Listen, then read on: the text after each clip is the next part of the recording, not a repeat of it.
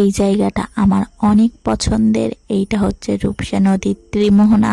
ওই যে সামনে দেখা যাচ্ছে ওইটা হচ্ছে রূপসা রেল সেতু, আর এর অপর পাশে ওইটা হচ্ছে সড়ক সেতু। এইখান থেকে দুই সেতুটাই অনেক সুন্দরভাবে দেখা যায়।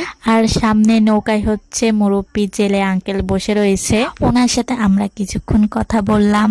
ওনার কাছে শুনছিলাম নদী থেকে কি কি মাছ পেয়েছে। উনি বলছিল এখন নদীতে কোনো মাছই পায়নি, ওনাদের মাছ ধরার টাইম হচ্ছে সকালবেলা। আরো শুনলাম এই নদীর থেকে অনেক বড় বড় মাছও নাকি পাওয়া যায়, 10-12 কেজি ওজনের পাঙাশ মাছ, তারপর ইলিশ মাছও পায়।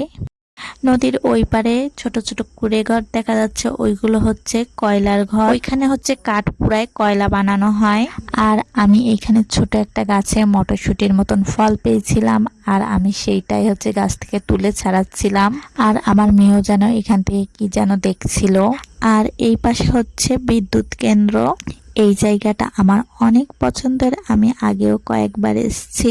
এইখান থেকে নদীর দৃশ্যটা অনেক সুন্দরভাবে দেখা যায়, যখন সানসেট হয় তখন বিশেষ করে বেশি সুন্দর দেখা যায়।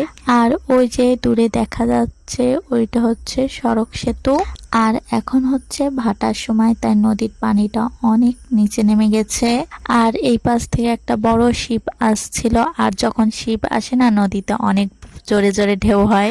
আর নদীর ওই বড় বড় ঢেউগুলো দেখতে না আমার অনেক ভালো লাগে। আর আজকে না নদীর পানিটা অনেকটাই নিচে নেমে গেছিল, এত কম পানি আমি কখনোই নদীতে দেখিনি। নদীতে কম পানি হয়, সেতুর বড় বড় নিচের পিলার গুলো দেখা যাচ্ছে। আর আমি তো একদম নদীর কিনারে যে দাঁড়িয়েছিলাম।